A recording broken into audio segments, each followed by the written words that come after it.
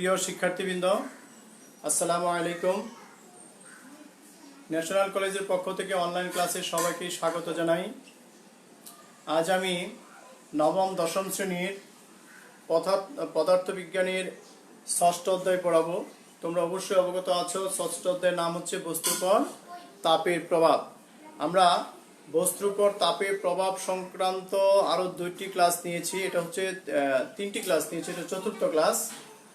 Class একটু বেশি নিচ্ছে যাতে তোমরা প্রত্যেকটা ক্লাস অনুসরণ করে সেই ওইগুলি থেকেই তোমাদের পরীক্ষায় আসে বা বুঝতে পারো অধ্যায় সম্পর্কে ভালো করে। কারণ বেসিকটা যদি ক্লিয়ার হয়, যে কোনো সৃজনশীল আসলে তোমরা অবশ্যই ধরতে পারবে।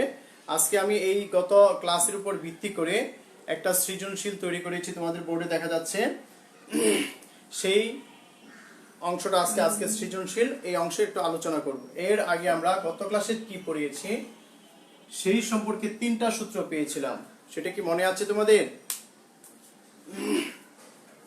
আর যারা লাইভ ক্লাসে এখনো আসো নাই, লাইভ ক্লাসে হাজির হও। আর যারা এসেছ তারা নাম, রোল নং এবং শ্রেণীটা উল্লেখ করো। এই তো ফারিহা, নবম শ্রেণীর রোল নং 5 সায়েন্সের। গুড।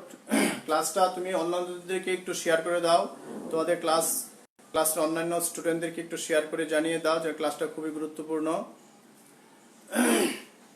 সুতরাং এখন আমরা কি পড়বো, গত ক্লাসে কি পড়িয়েছি সেটার উপর বেসিকটা আবার একটু আলোচনা করলে ভালো হয় তোমাদের জন্য।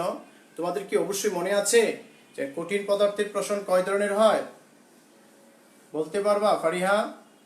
যদি বলতে পারো মেসেজ করে জানাও যে স্যার হ্যাঁ এত প্রকার। আশা করি সবাই জানো সেটা হচ্ছে 3 প্রকার: দৈর্ঘ্য প্রসারণ, ক্ষেত্র প্রসারণ এবং আয়তন প্রসারণ। সুতরাং এই 3টা প্রসারণ আমরা একটা স্লাইডে দেখিয়েছিলাম এবং 3টা সূত্র পেয়েছিলাম। সেই সূত্রের কিভাবে আমরা গাণিতিক ব্যাখ্যা দিব সেটার একটা সৃজনশীল এখানে উল্লেখ আছে। সূত্রগুলো কি কি? দৈর্ঘ্য প্রসারণ সহ কি দিয়ে প্রকাশ করা হয়? যারা পারো নিজের খাতায় নিজেরা উঠাও আর আমার সূত্রের সাথে মিলিয়ে নাও। প্রথম হচ্ছে আলফা, যা দৈর্ঘ্য প্রসারণ সহগ বলা হয়। কি বলা হয়? দৈর্ঘ্য প্রসারণ সহগ। সেটা কি? ডেল এল, মানে কি দৈর্ঘ্য বৃদ্ধি। আদি দৈর্ঘ্য L1 ডেল থিটা, তাপমাত্রার পার্থক্য। 2 নাম্বার, সুতরাং আমাদের কোন সৃজনশীলে দেখতে হবে যদি বলে দৈর্ঘ্য প্রসারণ সহগ কত, দৈর্ঘ্য কতটুকু বৃদ্ধি পেয়েছে সেটা দেখতে হবে। তারপর আদি দৈর্ঘ্য জানতে হবে এবং তাপমাত্রার পার্থক্য জানতে হবে। মানে যদি তাপমাত্রা অনেক সময় বৃদ্ধি হ্রাস দেওয়া থাকে, অনেক সময় দেওয়া থাকবে না, আদি তাপমাত্রা থাকবে, শেষ তাপমাত্রা থাকবে, তখন দুটো বিয়োগ করতে হবে। আর যদি দেওয়া থাকে ডাইরেক্ট, তখন আমরা ডেল থিটা ডাইরেক্ট বসাই দিব। দ্বিতীয়টা কি ছিল? দ্বিতীয়টার নাম কি বলো ফারিহা? দ্বিতীয়টা হলো ক্ষেত্র প্রসারণ সহগ। বিটা সমান ডেল A1 ডেল থিটা। ক্ষেত্রফল বৃদ্ধি, উপরটা কি ছিল সব কিন্তু গত ক্লাসে লেখা হয়েছে, নাম কোনটার কি। ক্ষেত্রফল বৃদ্ধি A2 - A1, A1 হলো আদি ক্ষেত্রফল আর ডেল থিটা হলো তাপমাত্রা বৃদ্ধি বা হ্রাস, θ2 - θ1। 3 নম্বর সূত্রটা ছিল গামা, আয়তন প্রসারণ সহগ। সেটা কি? ডেল ভি, আয়তন বৃদ্ধি, B1 ডেল θ1, আদি আয়তন এবং তাপমাত্রা বৃদ্ধির সমানুপাতিক। তাছাড়া লিখিয়েছিলাম আরো 2টা সূত্র, সেটা হচ্ছে কি বিটা সমান 2 আলফা এবং গামা সমান 3 আলফা। এই সূত্রগুলো কাজে লাগতে পারে।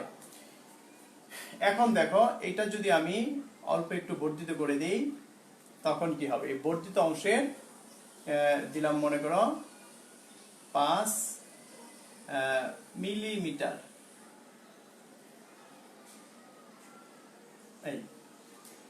আচ্ছা, এখন যদি প্রশ্নের দিকে তাকাও, আমাদের এখানে কোন সূত্র প্রয়োগ হবে সেটা একটু যাচাই করে নাও, তাতে তোমাদের সবচেয়ে ভালো হবে। যেহেতু বলছি তামার তারের মানে কি দৈর্ঘ্য প্রসারণ, তার নিচে 3টা, 2টা হবে না, উপরেরটা হবে। তামার তারের কথা বলছে। তারপর প্রশ্নে গ নম্বরে লেখা আছে তামার তারের আয়তন প্রসারণ সহগ। তামার তারটাকে যদি আয়তাকারে বানানো হয় তখন সহগ কত? তার মানে কি দেখো গামা সমান 3 আলফা, এটা কাজে লাগবে। কেন কাজে লাগবে? এখানে আদি দৈর্ঘ্য দেওয়া আছে সেন্টিমিটার এবং দৈর্ঘ্য বৃদ্ধি দেওয়া আছে 5 মিলিমিটার। ক্লিয়ার? আর তাপমাত্রা বৃদ্ধিতে আছে, দৈর্ঘ্য যেহেতু দেওয়া আছে, প্রথম সূত্রতে আলফা বের করব, শেষে আমরা গামা বের করার জন্য 3 আলফা সূত্র ব্যবহার করলেই হয়ে যাবে। আশা করি তোমরা বুঝতে পেরেছো যে সূত্রের ব্যবহারটা কিভাবে করতে হয়। তাই আমরা সৃজনশীল একটু তাকাই। কি বলছি, 100 সেন্টিমিটার দৈর্ঘ্যের একটি তার যার ব্যাস আছে 10 মিলিমিটার, এই তামার তারের তাপমাত্রা যদি 140 ডিগ্রি বৃদ্ধি করি, মনে করো আগে ছিল তামার তাপমাত্রা ছিল কত 60 ডিগ্রি সেলসিয়াস, এখন আরো বাড়ায় দিছি, অনেক বৃদ্ধি করা হয়েছে, তাহলে কি ঘটবে? কত হলো জ্ঞানমূলক প্রশ্ন। পানি ত্রৈধ বিন্দু তাপমাত্রা বলতে কি বুঝো? প্রমাণ তাপমাত্রা চাপে যে তাপমাত্রায় পানি 3টা অবস্থায় থাকে, কঠিন, তরল ও বায়বীয় অবস্থায় থাকে, সেটাকে পানি ত্রৈধ বিন্দু বলে। ক্লিয়ার?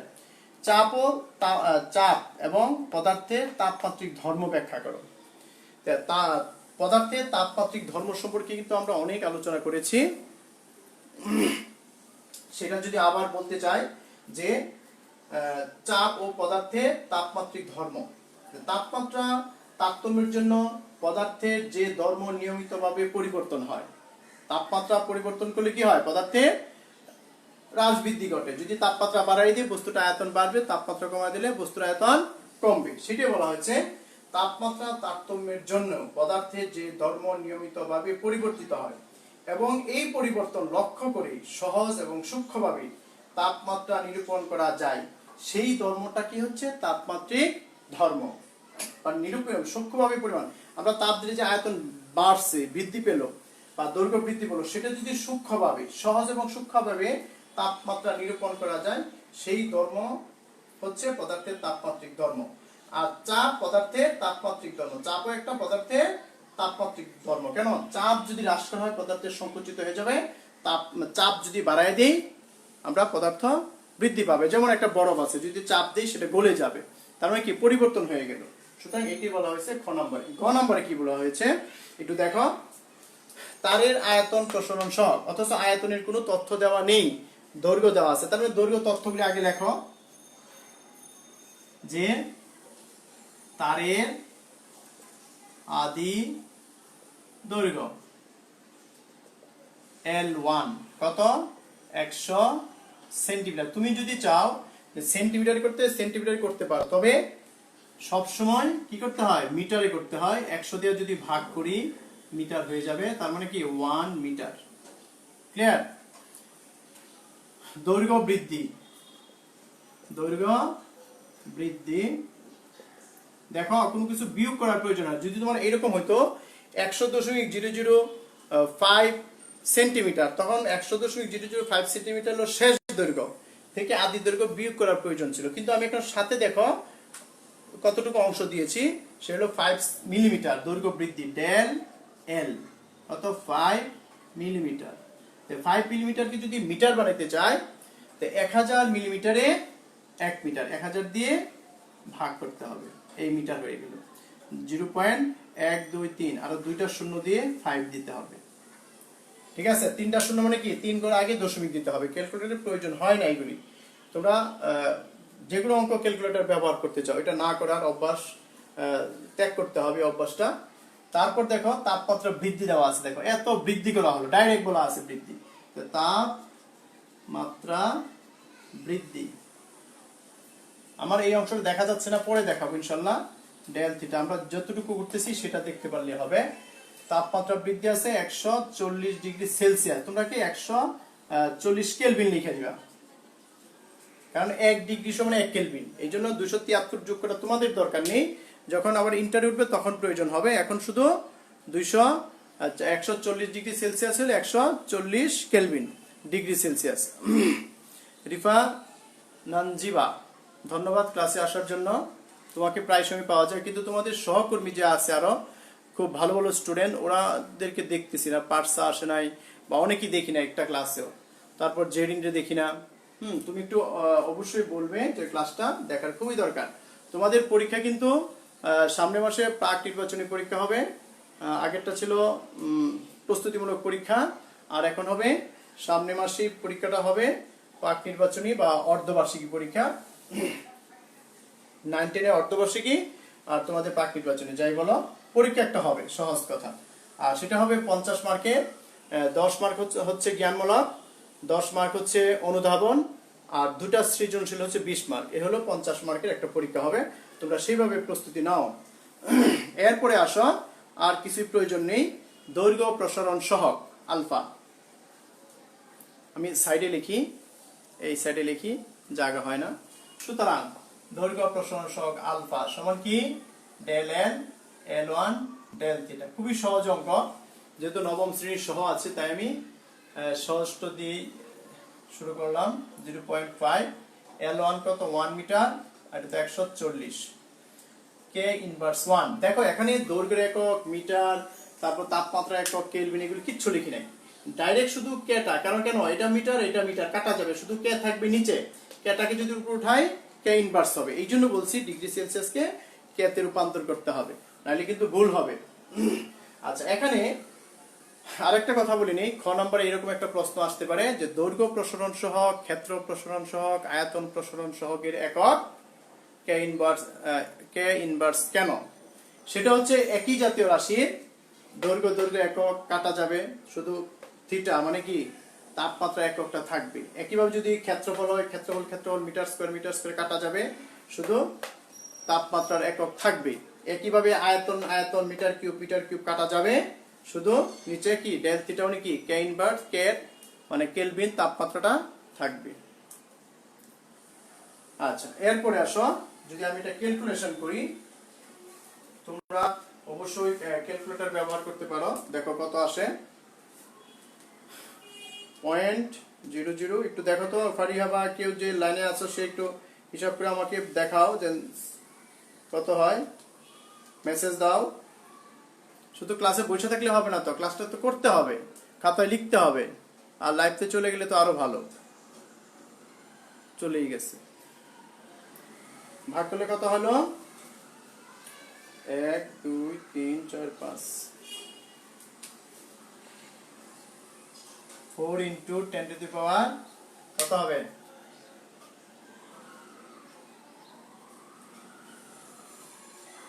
-5 কে ইনভার্স 1। এখন দেখো আমাকে বের করতে বলছে আয়তন প্রসারণ সহগ কত। তো আমরা জানি, সুতরাং গামা আয়তন প্রসারণ সহগ 3 আলফা, 3 ইন্টু আলফার মান 10, 3 ইন্টু 10 টু দি পাওয়ার -5 কে inverse, 3 4 12 into 10 to the power -5 কে ইনভার্স। এ হলো আয়তন প্রসারণ সহগ। কি হলো, আয়তন প্রসারণ সহগ।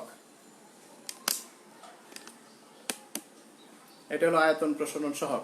ক্লিয়ার? সুতরাং আয়তন প্রসারণ সহগ, এটা হলো আয়তন প্রসারণ সহগ। তোমরা শেষে অবশ্যই লিখে দিবে। এরপরে আসো, লাস্টের অঙ্কটা যদি আমি দেখতে চাই তখন কি হয় একটু খেয়াল করো, প্রশ্নটা একটু পড়ো।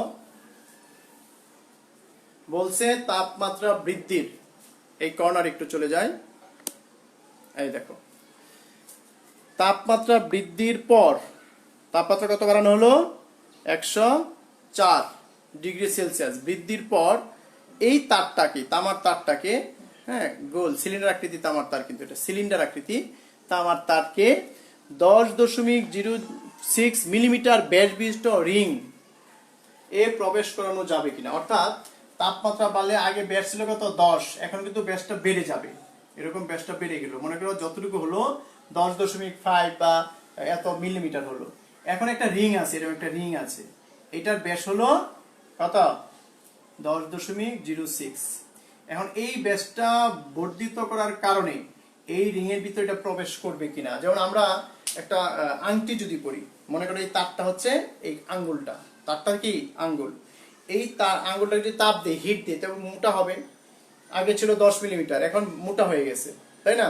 এখন একটা আংটি কিনছি রিং, সেই রিংটা আমি আগে পড়তে পারতাম, কিন্তু এখন তাপমাত্রা হওয়ার কারণে জ্বর আসছে মনে করি আমার শরীরে, অথবা কোনো কারণে কাজ করছে, এটা মোটা হয়ে গেছে, সেই কারণে এটার ভিতরে কি এই রিংটা পড়তে পারবে কিনা। তার মানে কি আমাদের ব্যাসের সাথে এই যে আমরা আঙ্গুলের মোটা যে ব্যাস, এই ব্যাসটা বৃদ্ধি পাবে।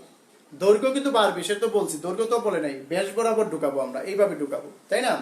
সেই কারণে আমরা ব্যাসটা বের করবো, কতটুকু বৃদ্ধি পেল, অথবা শেষ ব্যাসটা কত হলো। সুতরাং এখানে ডি এর পরিবর্তে শুধু ব্যাস নিয়ে আলোচনা করবো। দৈর্ঘ্যর জায়গা L1 এর জায়গায় লিখবো ব্যাস D1, দৈর্ঘ্য বৃদ্ধি না লিখে কি ব্যাস বৃদ্ধি লিখবো, এই শুধু এই কাজটা করবো। ক্লিয়ার? দেখবো এটার ব্যাসটা কতটুকু বৃদ্ধি পেয়েছে, এবং ব্যাস আগে 10 মিলিমিটার ছিল, পরে কত মিলিমিটার হয়েছে, ব্যাসটা বের করবো, ডেল ডি বের করবো। তারপর এই রিং এর ব্যাসের সাথে তুলনা করে দেখবো যাবে কিনা। এখন আমরা অঙ্কে চলে যাই।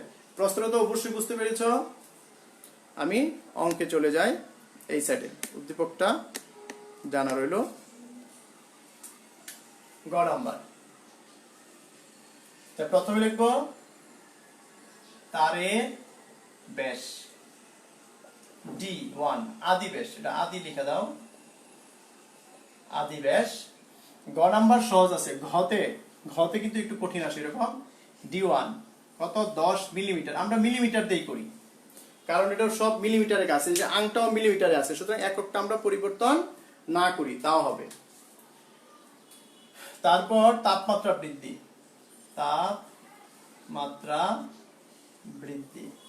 সেটা কত, del theta 140 degree Celsius, 140 Kelvin. এরপরে তোমরা তারের শেষ ব্যাস D2, এটা বের করব আমরা, শেষ ব্যাস D2 বের করব। এখানে তারের দৈর্ঘ্য প্রসারণ সহগ কিন্তু ছিল, আমরা দৈর্ঘ্য প্রসারণ সহগ আগের অঙ্ক বের করেছি, তাই না? সেই দৈর্ঘ্য প্রসারণ সহগটা এখানে কাজে লাগবে।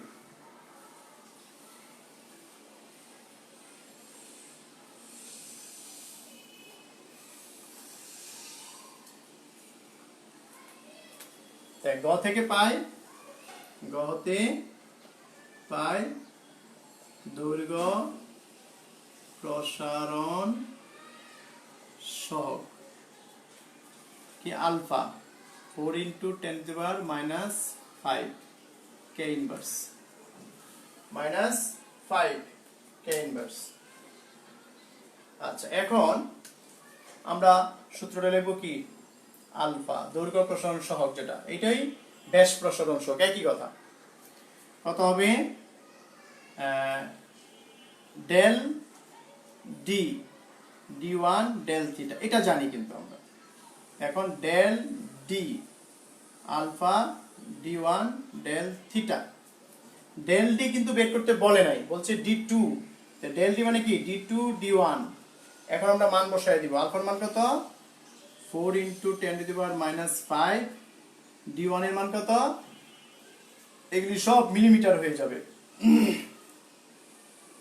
তারপর তাপমাত্রা পার্থক্য 140, এটা শুধু মিলিমিটার লিখতে হবে, বা D2 গুণ করব, গুণ করে আবার D1 যোগ করব, গুণ করলে কত হয়,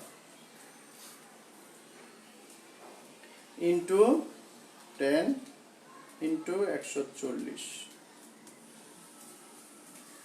এটা হলো 0.056 প্লাস D1 এর মান কত, 10 মিলিমিটার। এই সম্পূর্ণটা হয়ে গেল মিলিমিটার।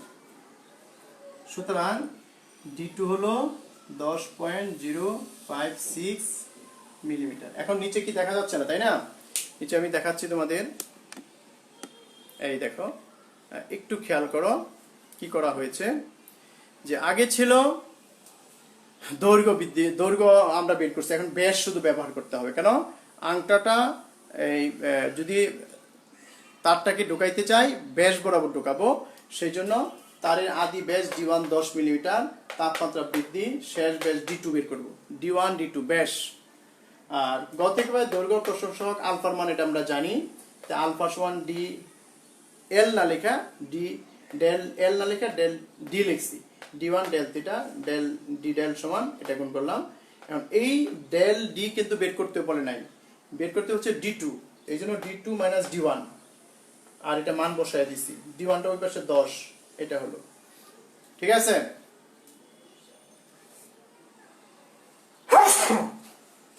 এখন বলো যে আগে ছিল, সরি, আংটার ব্যাস কত ছিল?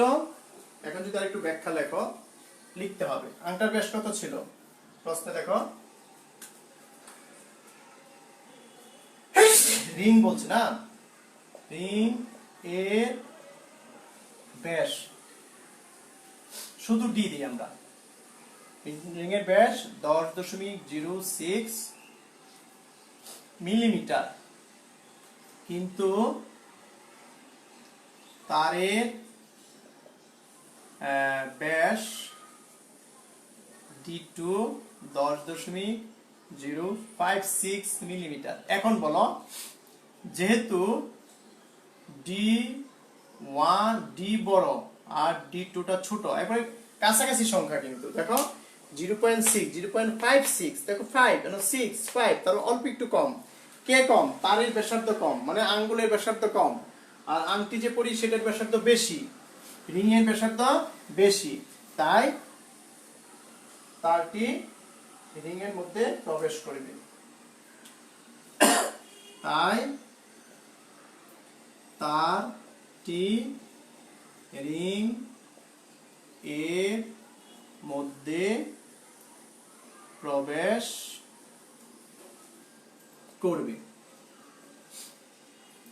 তাই তারটি রিং এর মধ্যে প্রবেশ করবে। আশা করি বুঝতে পেরেছো সবাই। Fahad Ahmed, thank you sir. না স্যার, আমি অসুস্থ না, সুস্থ, তবে আকাশ মেঘাচ্ছন্ন তো, তাই একটু অ্যালার্জি আছে, তাই হাঁচি আসে, আর কিছু না। আল্লাহ আমাকে সুস্থ রেখেছেন। বাহাদুর রশিদ। আচ্ছা, যাই হোক, তারপরেও সাবধানতা অবলম্বন করি, বাসায় ক্লাস নিচ্ছি, যাতে আল্লাহ এই মহামারী থেকে আমাদেরকে সবাইকে সুস্থ রাখে। আচ্ছা, এই অংশটা তো অবশ্যই বুঝতে পেরেছো। এখন যদি আমি একই রকম আরেকটা সৃজনশীল তৈরি করি, এটা বলছি কি, এটা কি বলছি, দৈর্ঘ্য প্রসারণ সহগ দিই। এখন যদি বলি ক্ষেত্র প্রসারণ, ক্ষেত্র দিই,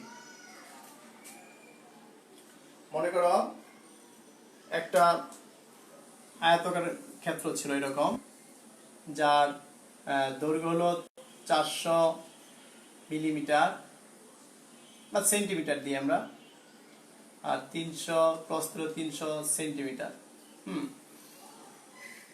এরপরে বলা আছে তাপমাত্রা বৃদ্ধি।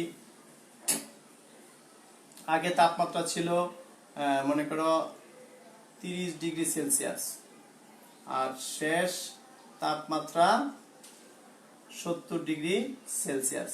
হ্যাঁ, এই তথ্যটা দেওয়া আছে। আর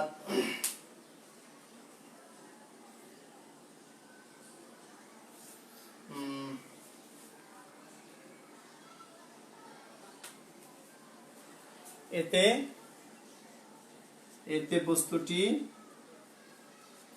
আয়তকার বস্তুটি, ক্ষেত্রফলটি, বস্তুটি কত 0.1 মিটার স্কয়ার বৃদ্ধি পায়, দেওয়া আছে। এই তথ্যটা যদি তোমার দেওয়া থাকে, আর যদি বলা হয়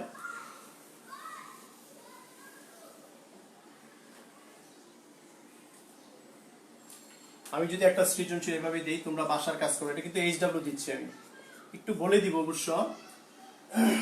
কতে আসলো প্রকৃত প্রসারণ সহগ কাকে বলে? প্রকৃত প্রসারণ সহগ বা প্রকৃত প্রসারণ কাকে বলে, সেটাই দিই, ছোট করে দিই। প্রকৃত প্রসারণ কাকে বলে?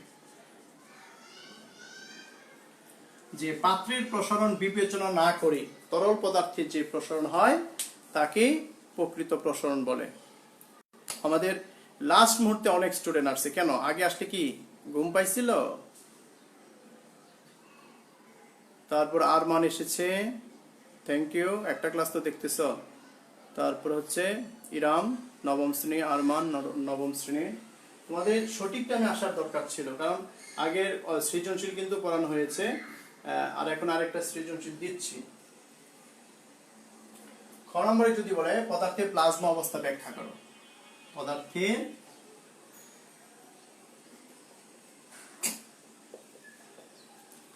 প্লাজমা অবস্থা ব্যাখ্যা করো। এ হলো খ। আমি প্লাজমা অবস্থাটা বলি। আমরা জানি পদার্থ তিনটা অবস্থায় থাকে, কঠিন, তরল ও বায়বীয়। কঠিন, তরল ও বায়বীয়, এই তিনটা অবস্থার পরেও আরেকটি অবস্থা আছে, সেটা হলো প্লাজমা অবস্থা। সেটা কখন হয়? যদি কোনো বস্তুর তাপমাত্রা 400 ডিগ্রি সেলসিয়াস হয় বা অনেক হাজারের কাছে যায়, প্রায় কয়েক হাজার ডিগ্রি সেলসিয়াস করা হয়, তখন সেই অবস্থাটা, পদার্থের সেই অবস্থাটা হচ্ছে প্লাজমা অবস্থা।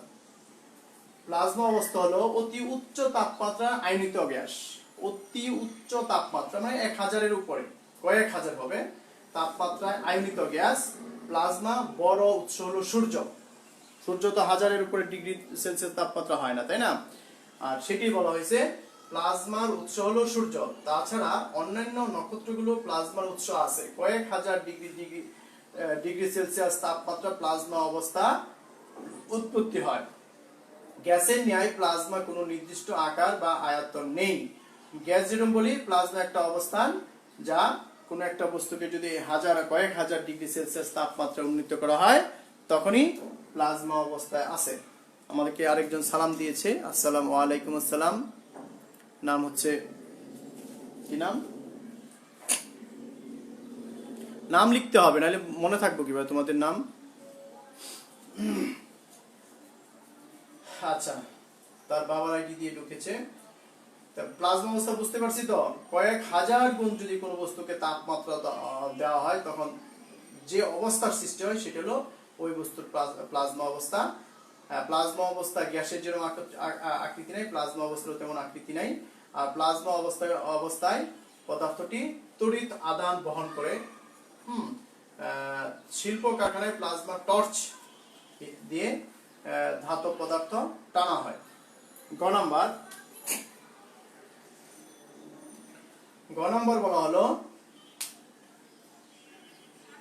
ধাতব দণ্ডটির দৈর্ঘ্য প্রসারণ সহগ কত?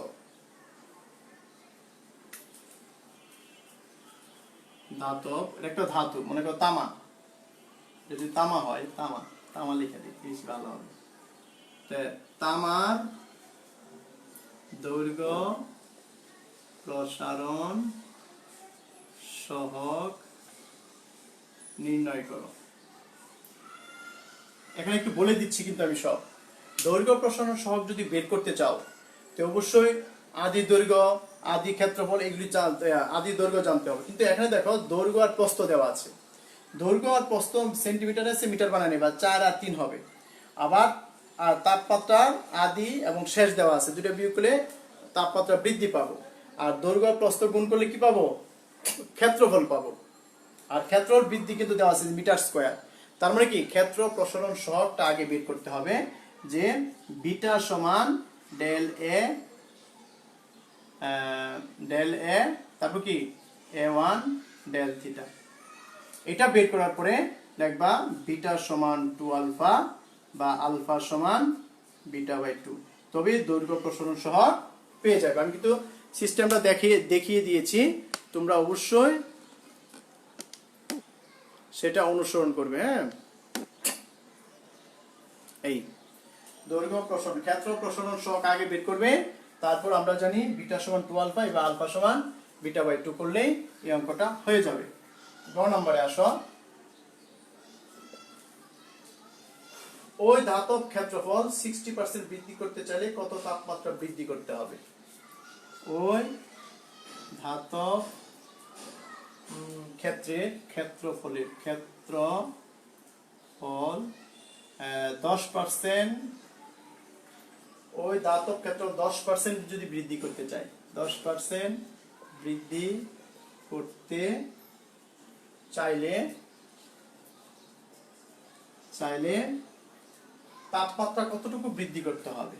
তাপমাত্রা কতটুকু বৃদ্ধি করতে হবে? গাণিতিক ব্যাখ্যা করো। গাণিতিক ব্যাখ্যা করতে বলছি, তাই না? এই এটা হলো উদ্দীপক আর হলো একটা সৃজনশীল। লাস্টেটা যদি করতে চাও, আদি ক্ষেত্র তো আমরা এটা দুটো গুণ করে কত 12 মিটার স্কয়ার পাই, তাই না? 10% বৃদ্ধি, 12 এর 10%, আমরা ডেল এ পেয়ে গেলাম। তারপর ডেল থিটা বের করবো। তা আগে থেকে আমরা ক্ষেত্র প্রসারণ সহগটা কাজে লাগিয়ে এটা করব। খুবই সহজ কিন্তু। আশা করি এই সৃজনশীলটা তোমরা বাসায় চর্চা করবে। কোনো সমস্যা হলে আমাকে মেসেজ দিয়ে জানাবে। হ্যাঁ, আমি অবশ্যই সেটা সমাধান করে দিব। সবাই ভালো থেকো। সানজিদা ইসলাম সালাম দিয়েছিল, যে সে হলো সানজিদা ইসলাম। তোমরা সবাই কিন্তু সঠিক টাইমে আসো, ক্লাসটা করো না। একটু গল্প ছলেই পড়াইতে চাই, কিন্তু তোমরা যদি না থাকো কার সাথে গল্প করবো? এমনি তো করোনার যুগ, ফেস টু ফেস ক্লাস হয় না। তারপর যদি একটা মেসেজ দাও, সেটার সাথে কথা বলতে পারি, সেটাও পাই না। তোমরা দয়া করে একটু ক্লাসে অংশগ্রহণ করবে, উত্তর কত হয় সেটা নিজে করবে, উত্তর আমি বলি কিন্তু তোমরা সাড়া দাও না। সাড়া দিতে হবে যে স্যার হ্যাঁ এটার দৈর্ঘ্য প্রশংসক এত হয়েছে। আগামী ক্লাসে আমি আরেকটা তোমাদের বইয়ের তরল পদার্থের যে প্রসারণ সেই সম্পর্কে আলোচনা করব, এবং গ্যাসীয় পদার্থের যে প্রসারণ সেই সম্পর্কে আলোচনা করব। করার পরে তারপর আরো দু একটা সৃজনশীল আমরা করিয়ে দিব। তো সবাই ভালো থেকে সুস্থ থাকো এবং সামনের পরীক্ষার জন্য প্রস্তুতি নাও। অনলাইনে যা হয় সেটার উপর পরীক্ষা হবে ইনশাল্লাহ। 50 মার্কের, 10 মার্ক জ্ঞানমূলক, 10 মার্ক অনুধাবন, 2টি সৃজনশীল, মোট 50 মার্ক। আসসালামু আলাইকুম।